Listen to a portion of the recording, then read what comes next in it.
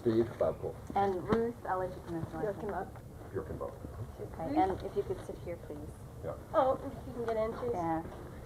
I forgot So how you're tall totally you were. trapped. I didn't give you any playroom. So I think first, do you do it? Okay.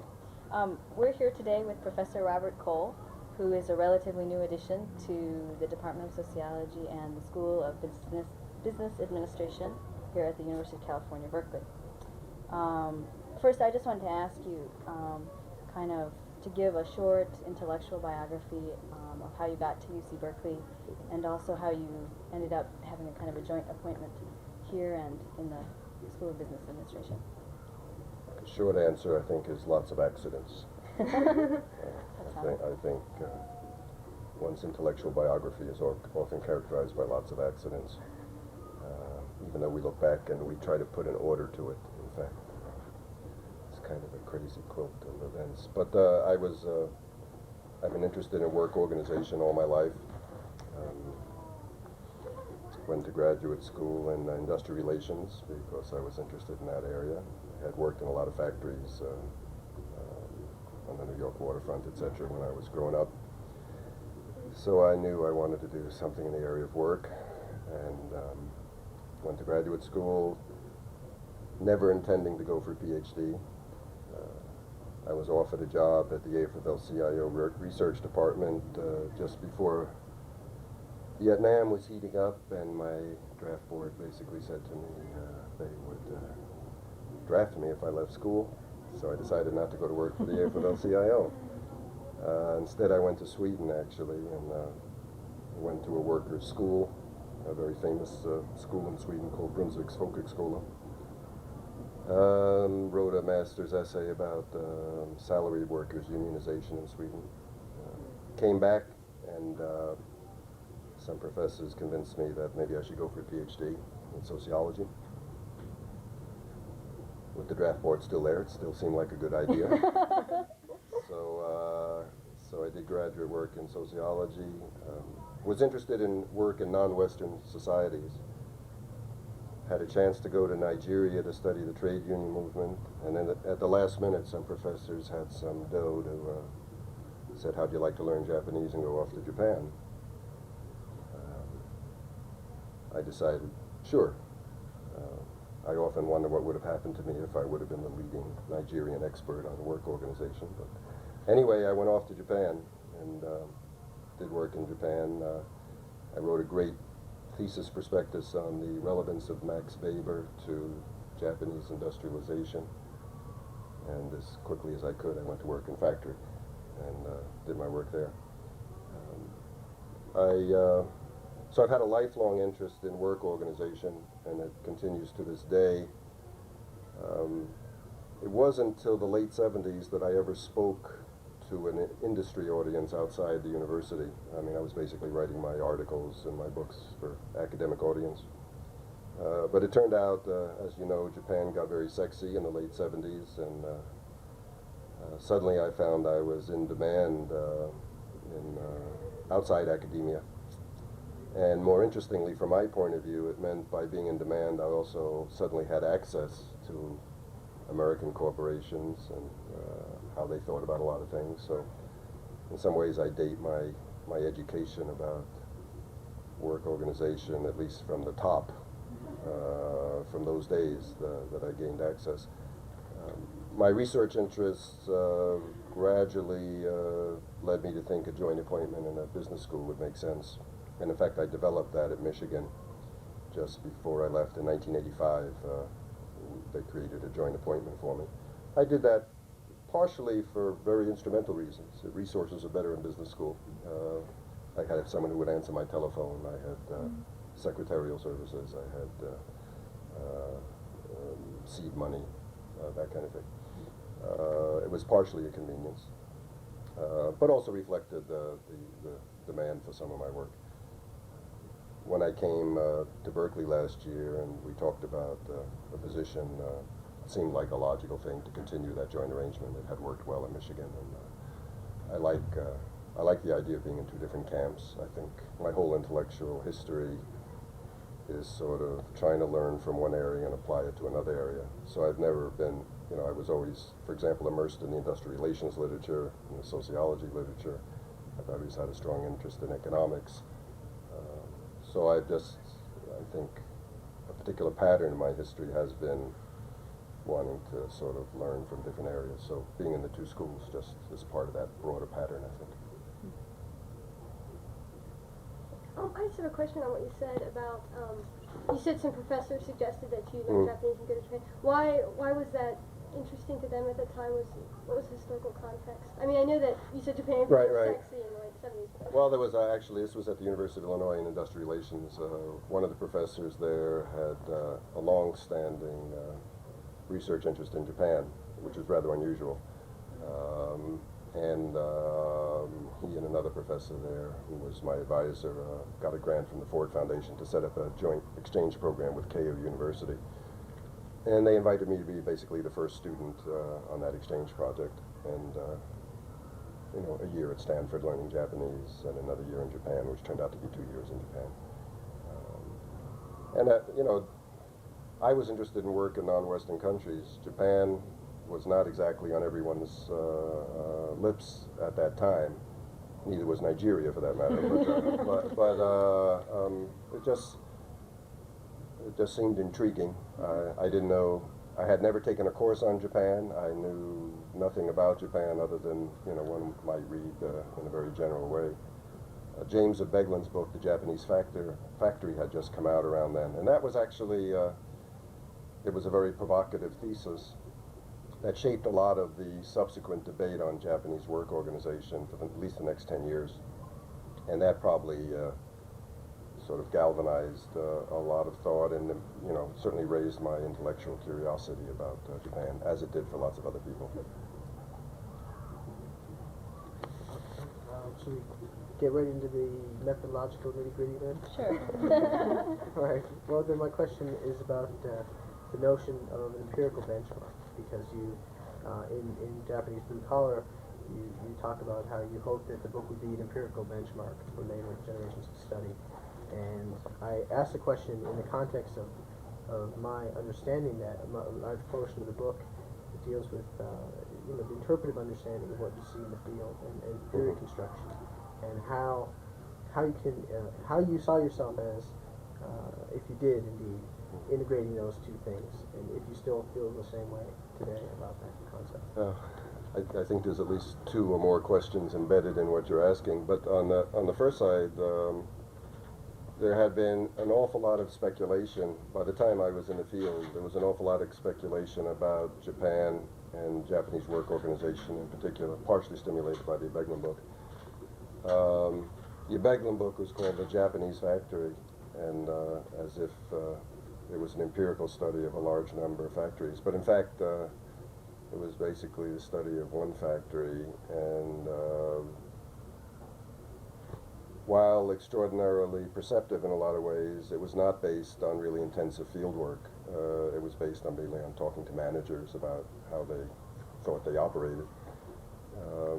So from my point of view, I can't remember the context in which I wrote that particular statement, but I would still stand by it, and not that I know it's achieved that or not, but in the sense that I felt that a good empirical description of how Japanese factories were actually operating at the time would be a useful benchmark for the future in terms of how we talked about Japanese work organization. We could say, circa 1963-64, at least these two facilities, plus I provided, as you yourself said, a great deal of background data, interpretive data, to put it in context, that would serve as kind of a benchmark of how things operated at that particular period.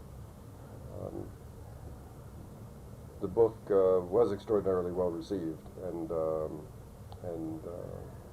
even today one will occasionally find citations. You know, I feel pretty good about what my intentions were and how they were realized at that time.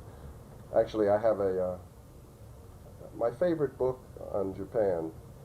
It's a book by Ronald Dorr called City Life in Japan. And it's a description of city life, really, neighborhoods in the early 50s. there are a lot of books that you could pick up today that were written 20, 25 years ago, and you quickly throw them away. Doerr's book really stands out. It stands the test of time because it is a good empirical benchmark. I don't know if my book is that good, but that would be an example of what I would have aspired to and what I did aspire to, because I consider that a real classic. And I could name a number of other books that were quite well known at the time, that if I picked it up to now, it's nothing. It's not worth looking at. Okay. I would like to move on and talk about the theory that you are evaluating for this book, and that is the convergence theory. And it says that the industrialization process will bring different or produce similar characteristics in different countries, which have different historical backgrounds and social structures. And part of those characteristics would have to do with division of labor and the fact that the working force is mobile and we have more of a circular society. Now, in your book, you say that growing similarities in societies, in industrialized societies, that doesn't necessarily mean that that confirms your theory, and you're also pointing to alternatives by, for example, you're saying, well, international communications network may produce similarities. Another critique of the convergence theory has been that people are saying that actually what you're seeing is maybe because of the capitalistic economic system. So my question is, why did you choose the convergence theory as a basis? At the time I was in the field, or even at the time I was in graduate school, convergence theory was a dominant paradigm for sort of talking about the relationship of the West to the Third World in particular. And there was some famous work by Clark Kerr, whose name is well known at Berkeley, and Harbison and Myers, and there was a fourth author, I forget, which essentially laid out an argument for convergence, particularly with regard to work arrangements. So it was, those were the intellectual currents I was swimming in at the time I did the work, and therefore it was a logical framework to pursue. And I, as a rebellious graduate student, I was struck by what I felt was the Western bias in a lot of convergence theory, that so much of our theory, which we claim to be universal, was really based on sort of America's position in the world. And so there were a lot of problems, I thought, with convergence theory. At the same time, I also had very little patience for those who were saying the Japanese are unique, and sort of a straight culturalist argument. Actually, those themes have persisted up to the current day in my treatment of data from Japan in particular. But so it was an attempt to sort of navigate some of those rocks as I saw them. But it was just there was a natural framework in which to pursue that data at the time, certainly. I don't talk much about convergence theory today, even though I'm still interested in a lot of the same issues of diffusion of best practice in a very narrow way, for example, and under what conditions that occurs or doesn't occur. So I'm struck by the continuity in my research of themes, even if the labels have changed somewhat.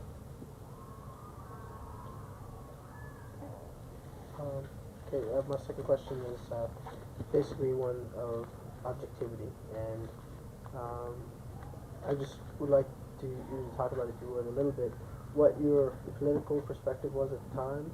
You did the book on Japanese blue collar, and how that affected your the choices that you made in terms of.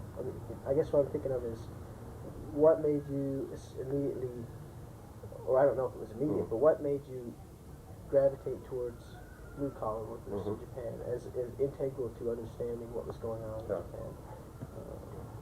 I don't know if it's so much I'm sorry. Well, that's basically it. Yeah.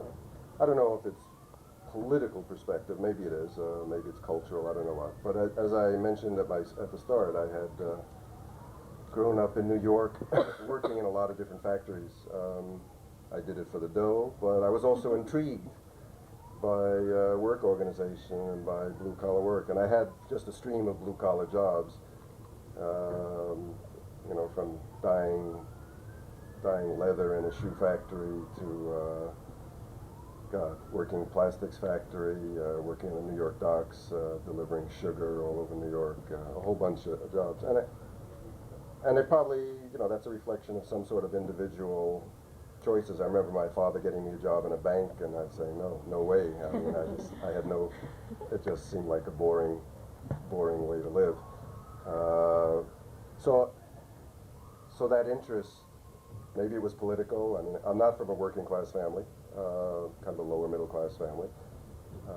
But nevertheless, for some reason at an early age, I formed those interests and maybe even identity in some sense. So actually, when it came, even though I wrote a prospectus on Max Weber and the applicability of a Japanese pattern of industrialization to some of his ideas, I always had it in my mind to want to go to work in a factory. But people had told me it was impossible when I was in the States. So then I wrote this prospectus. But I didn't give up on the idea. When I got to Japan, I found a way to do it, even though I thought I was going to write my dissertation on what you can learn about Japan by being refused to work in a Japanese factory, because I had a lot of refusals, and I did learn a lot actually. So there was something there. You can call it political, if you will, or cultural, an identity with the underdog, something I grew up with, and those interests are retained. Even now, I talk primarily with management audiences, probably.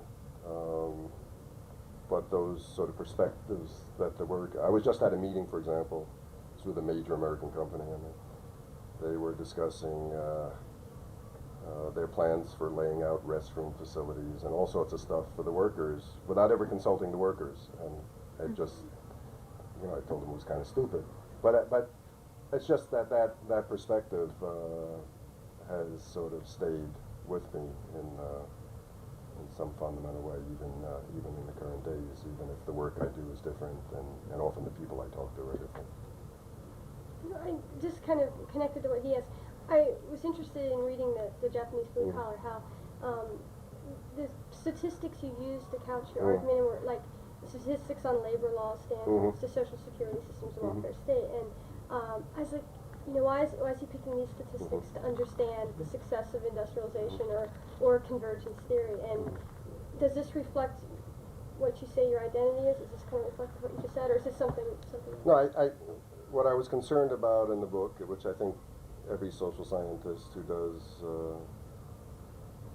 I can't speak for others maybe, but what I think every other social scientist should do is, you know, what is the generalizability of my results? And I was interested in providing an empirical description of what the workplace looked like. For the reader to make sense of that, they had to know things like, is there unemployment insurance in Japan? What are the social security benefits? Do they get a pension? At that time, and it's still true today, but not as true as it was 25 years ago, Americans had total ignorance. Do the Japanese even have social security? Do they have a pension system? I mean, so if you want to talk about understanding the worker, you had to provide some context in order to do that. Even today, I'll read things about you know, that the Japanese don't have any social security or something like that. That you know, just suggests people haven't paid attention to the fundamentals. So that was the real purpose there. Can I follow up real quick? Sure. On that? Who's the book aimed at originally? I'm really interested in this Sure. notion of who your audiences are and why they're your audiences. It's a good question, and I was very self-conscious on that, and it's again been true throughout my career. I never aimed for a narrow professional audience. I always wanted to reach that audience, but I always wanted to reach beyond that audience to what I would call intelligent layperson, people who had interests in the subject matter, regardless of whether they were academics or not. So I wanted both to reach my peers professionally, but I also wanted to reach beyond it, and that's been true really throughout. I've always wanted to try writing a popular book, and every time I start writing one, I always fail because I quickly turn into a sociologist and lose the real popular audience. But I can hang on to some small portion, and my books have sold very well, all of them. So I think I've realized some of those ambitions of reaching beyond just the narrow professional audience. Can I just add, like, Yeah. it was very readable too for a social Mhm. science work. You know, it wasn't using these very abstract like jargon that Yeah. made you feel. I mean, you had some. I've always tried to work in that direction, but not as well as not so well that I could write a popular book, because I've never been able to succeed in that. Can I ask why you wanted to, or I don't know if you answered that already. No, I haven't, and I suppose actually I'm not sure why. I could answer that question a little more easily today, because there's an interest in Japan, you know, beyond a narrow academic audience, so that you really can have some policy impact. But in those days, you really couldn't have much in the way of policy impact. I don't know. I really don't understand entirely why I always had that in mind. Maybe it was my definition of sort of, you know, what a citizen does, or if you're in a position to have some, if you're in the fortunate position to be able to command some resources, to be able to provide explanations. I mean, the role of an intellectual, I guess, that one ought to do something beyond simply one's own professional field. It's probably something along those lines. I can't articulate it very well. Now it's very clear, because I can write in areas like I did a piece 2 years ago on minority hiring practices of Japanese firms, showing, I think, that they were pretty deficient. I mean, that had a real policy impact. I know firms that changed their practices because of the publicity that was brought to bear, and it's very gratifying. So that's clear. In the old days, I'm not sure what drove me, except maybe some broad conception of what the role of the intellectual was. So this seems to be, or something with justice or something there in that working here, where that you strive toward. Yeah, maybe. Except, you know, when I started to do work on Japan, I was always very socially active as a young person, and particularly in race relations kinds of things. And when I went to work on Japan, I thought I was sort of giving all that up because I was entering a field that no one really cared about. I mean, I found it intellectually engaging, but it wasn't like most Americans cared about Japan in 1964. So for me, it's been sort of an irony that Japan has sort of come into this mainstream of political and social debate, and suddenly my sort of esoteric subject matter is relevant, which is very, you know, it gave me an opportunity to release some of my values, my social concerns, my sense of justice, whatever you want to call it. So it has worked out that way, even though I thought I was giving it up because of the nature of the subject matter I had chosen to specialize in, which is all to say, you never know. No. I think it's even nicer when it goes that way. Mm-hmm. You didn't plan it. No, I started out, if you recall, saying I think my career anyway has been a set of accidents in a whole set of ways, and I like it that way. I mean, it keeps, you don't know what to expect, and you know, every day's a little different. Let's see, my next. Okay, I looked at your book, Strategies for Learning, and that has to do with small group activities, and which means for the employees it means more control on the office and shop floor. And I just want to say that I did fall in love with the last sentence of this book, and I want to read it. I think it's a wonderful summary. You write, one way to think about these findings is that in the period under investigation, the Swedes tried more and accomplished less. The Japanese tried less but accomplished more, and the Americans tried less and accomplished less. I think it's wonderful. I mean, a whole book in that little sentence. But my question has to do with doing cross-cultural research and the kind of problems you run into. And actually, I have one example in the book that I would like to look at, and that has to do with a strike that took place in the northern part of Sweden. In 1969, and you said that this was the spark for making unions more interested in worker participation. And now, there's one source that you use here, and and there are other examples in the book too where you use sources. And there's one example when you paraphrase a guy by the name of Hans Zetterberg, and I know that he's very politically active on the right. So I'm wondering, how do you when you look at these sources, like for example on the mine where you're dealing with one report, how can you critically look, because you don't necessarily, I mean, you know the history of this country better than you would of Sweden or Japan. Sure. How do you manage that? Well, it's not an easy task. I mean, that's the honest and the simple answer. It means you're dependent on a lot of your informants, and that's riskier because you don't know the full terrain.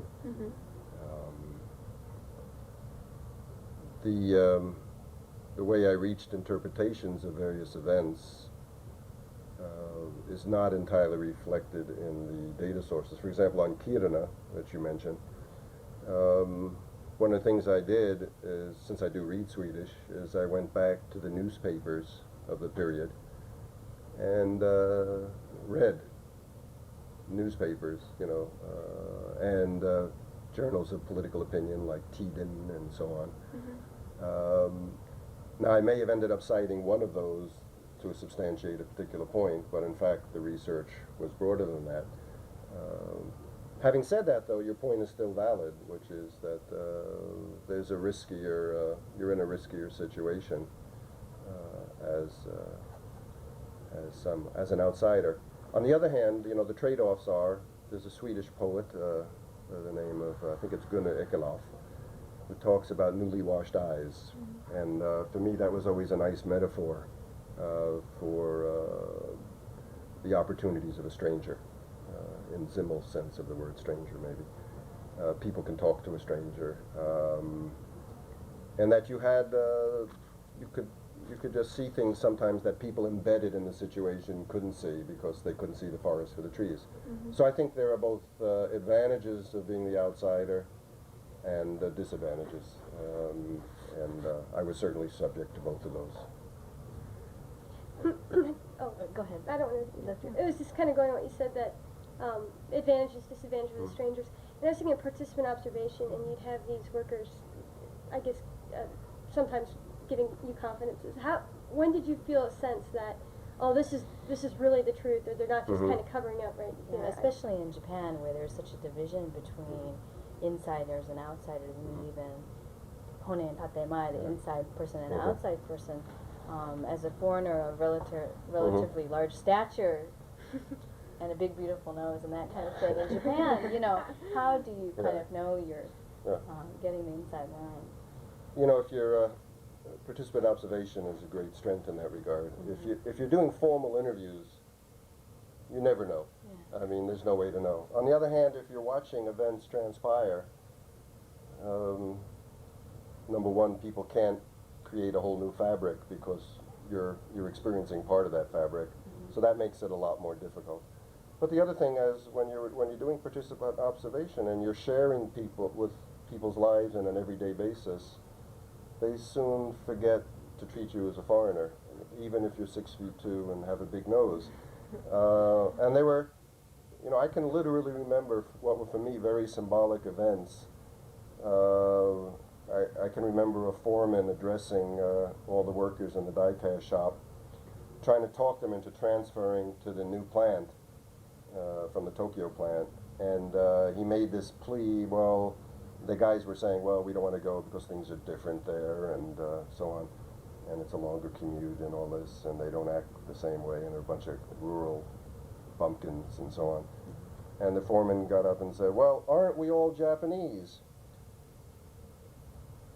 And then a few minutes later, someone looked at me and sort of said, well, No, we're not. but in fact, what was impressive is that no one, unless someone called attention to it in some funny way, no one thought of it after a while. They did, in fact, test me in the beginning. I mean, the workers literally fed me information to see if I would pass it on back to management.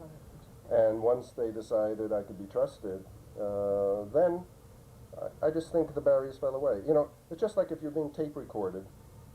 You all were nervous before this, or some of you were nervous before we started doing this videotape. But the fact is, you haven't been thinking about it for the last 5 minutes, because as the event goes on, you sort of lose consciousness of that external presence. And in a way, that's what happens with the participant observer. People forget you're there, and you just, you know, if you're eating the same food and smoking the same cigarettes and drinking the same booze, you know, after a while, people don't just treat you as different. And you know, I felt very confident. And I made lifelong friends from that. You know, I still see some of those workers when I go to Japan. And you had people, of course, you know, I would have people running up to me saying, you ought to go over to the machine shop, there's an incredible fight going on there right now. So people became my informants in a lot of ways. So I had pretty good, not that I understood everything I saw, don't get me wrong. I'm sure I didn't. I know I didn't. But nevertheless, I don't think there was much, other than the normal, you know, everyone tries to present themselves in a favorable light, sort of, you know. So when they're explaining something that they're involved in, they'll do it so they look good. But, you know, you and I all know people who do exactly the same thing, because it's something in the nature of the human beast. Apart from that, and you have to figure out how to decipher that, I didn't think there was anything much extra in that regard. In the United States, you've worked in factories as well. Yeah. Do you find, I mean, obviously you're not a foreigner, but the same type of thing, being an intellectual placed in, you know, I mean, obviously not all of the workers you're working with are intellectuals. Do you feel that there's some kind of problem there? Most of my work in the factories was done before I went to Japan, you know, when I was a graduate student or before, so I didn't even think of myself as an intellectual particularly. Now, I have done recent participant observation, not with factory workers, but in a professional organization in the United States. And that was a very different kind of experience.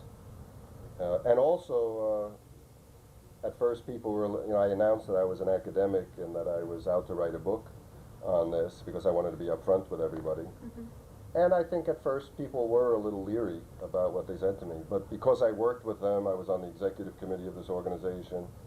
After a while, they just, you know, they share the same gossip and everything. I mean, it's just, they forget about that. In fact, I had to remind them occasionally, you know, I am going to write a book on this, just to make sure that, you know, they weren't forgetting what my role was. I have a question that deals both with the academic or this professional setting and the environment in Japan.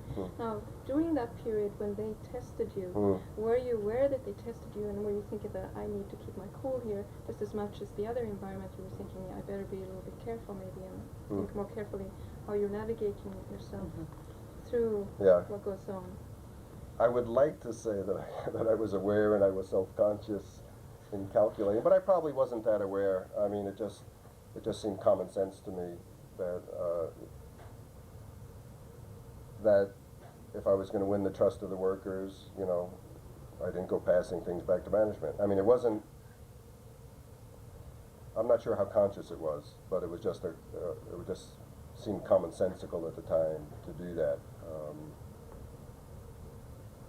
I'm a lot more sophisticated participant observer now, because, you know, I think a lot about the process of participant observation. But at the time, even though I had, you know, read Becker and all the classic works on participant observation, I suspect I was pretty naive about some things.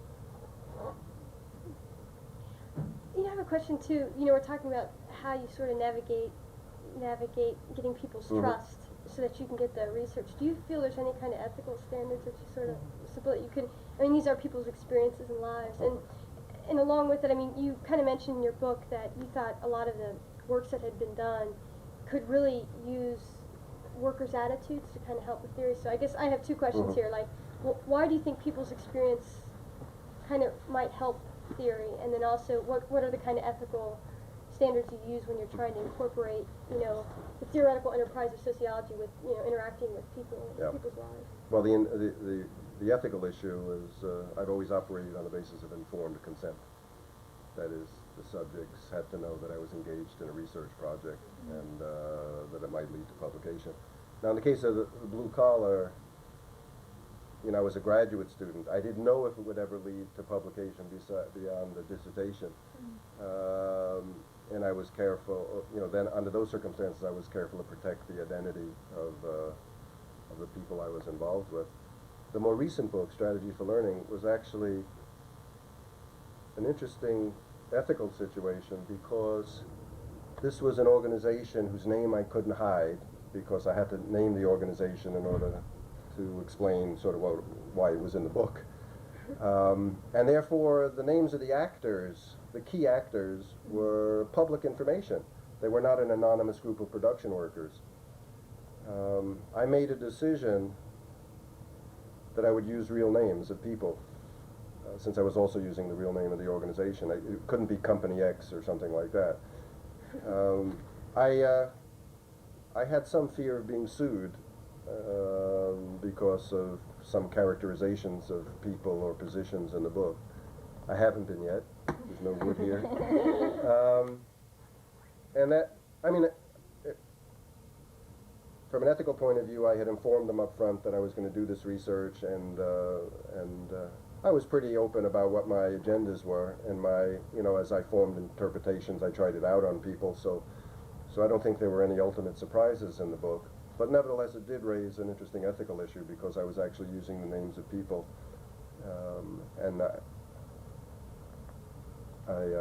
the other ethical issue has to do with how heavily you become involved in the organization. You know, when I did Blue Collar, at one point, all the workers were afraid to run for union office because management was threatening to come down hard. So as a joke, they said, well, why don't you run? And that didn't make any sense, of course, but and they said it more as a joke. But in this recent example, where I was in this organization, professional organization, they actually did ask me to run for president of the organization, and they were dead serious about it. And I said, no, I couldn't do that. For a variety of reasons, but one of which is if I'm writing about an organization, if I'm in a position to really influence in a dramatic way the organization, then sort of the research becomes pretty questionable. So in that case, I said no, even though I had some modest interest in the outcome of what this organization was doing, and I was quite critical in the book of what it failed to do, even though I had very strong ideas about what I thought they should be doing. So that was a tough sort of set of ethical issues. I'm not sure I understand the second question. Oh yeah, well, I kind of Or I can't even remember it. It sort of hit me, and I was like, oh, slipped this in there. But, Right. it was sort of, gosh, you wrote in a couple sentences that you were talking about the work that had been done on Japan up to this point when you were writing Japanese Blue Right. Collar, and you said, and you pointed out that none of these kind of included worker attitudes in their empirical descriptions or in sort of their theoretical relevance. And I was thinking, you know, this is really a general question, but what do you think people's experience, how do you think that needs to connect with theory? And, and how, you know, does one strengthen the other? Does theory help us understand our experience, or vice versa? Well, there's sort of a one version of the answer is if the theory is about work organization, you might want to look at what the main actors, some of the main actors, have to say about it and think about it. So at that, I can answer at that level. That of course worker attitudes and behaviors are important for developing a theory of work, almost by definition.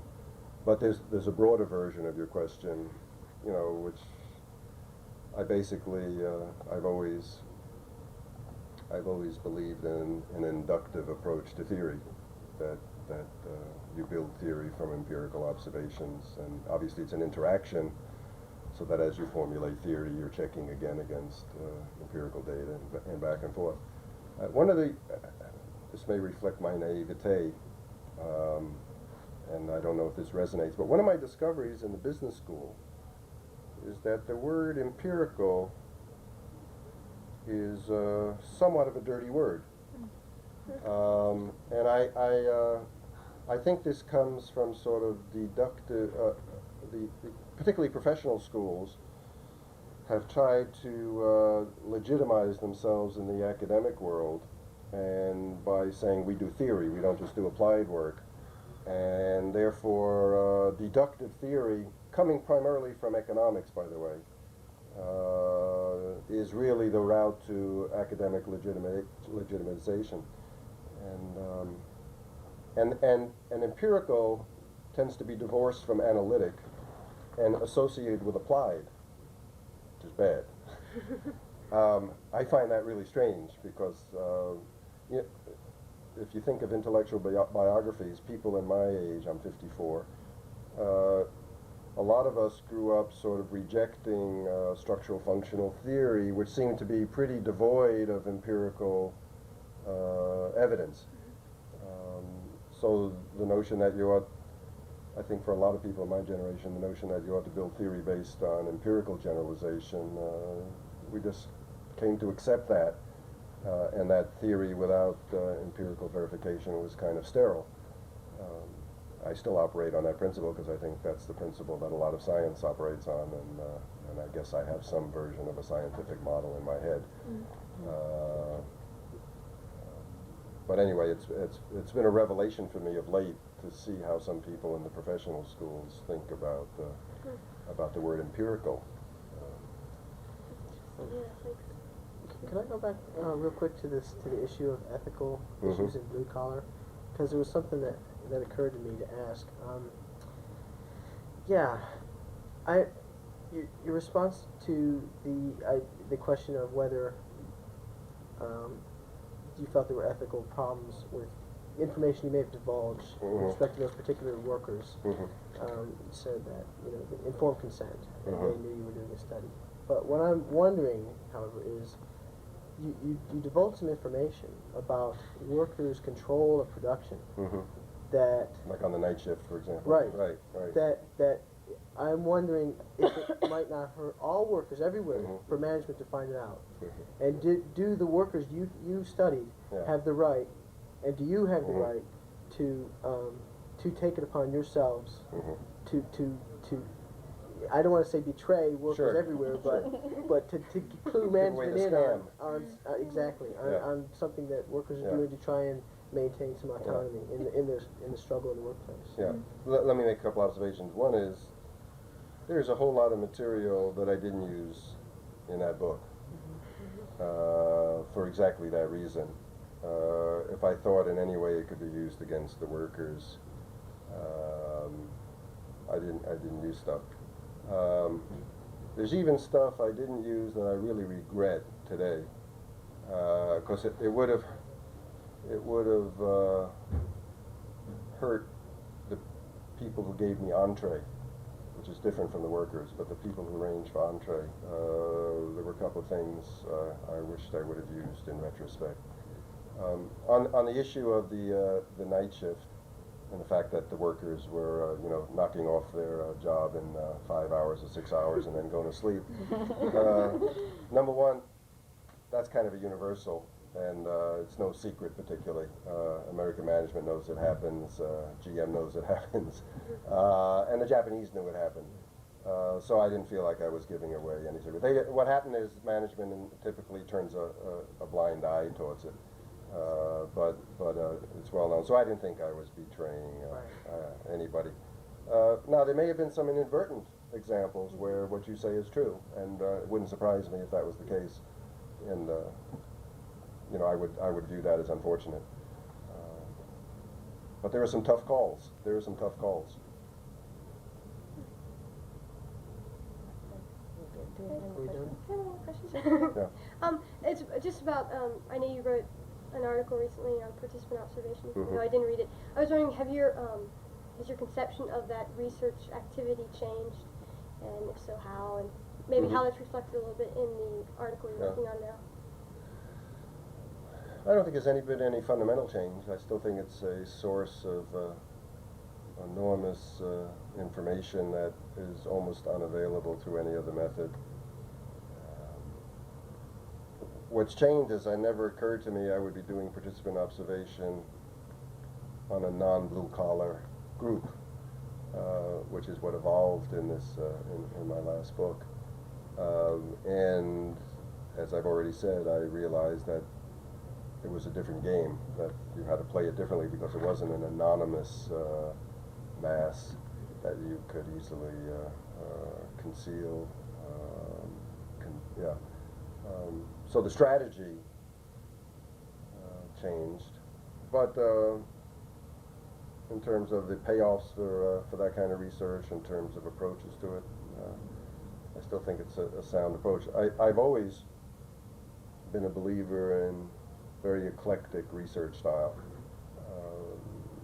My second book demonstrates that the most, Work, Mobility, and Participation, where I have survey research, I have some participant, well, it's not really participant observation, more of a structured interviewing, I have some historical analysis. It's probably the one place where it's most eclectic. It doesn't all hang together as well as it should in retrospect. But still, I'm a firm believer in a very eclectic research styles, and that you bring data to bear from one research method on a problem that's the only way you could do it, and that complements data from another research method to create a fuller picture of what it is you're looking at. And I think I feel really comfortable in that kind of approach. I like different research styles. Yeah. Hey, could I just one more Yeah. quick question? I'm We're wondering. having so much fun here. Yeah, I'm wondering why you chose to focus on management behavior in the latest book. You tend to focus on what you have access to, and what happened as people got caught up in the small group activity movement in the United States. I often got requests for lectures and information, and basically what I did is traded on that for access. Now I could have done a worker survey of how workers are responding to these small group initiatives. But I formed an opinion, which I argue strongly in that book, is that a lot of the research on participation by scholars, particularly social psychologists, who tend to dominate the field, is rather misguided because they don't see the forest for the trees, and that if they really, because they never look at sort of the forces external to the work group to understand whether it's going to succeed or fail. And that book is basically an argument that there are a lot of forces external to the immediate work group which are going to determine the success or failure of those practices. And that's an argument that I am persuaded about. That book, in many ways, I can't say I went into the book with that idea firmly in mind, and then I did it this way. I'm not.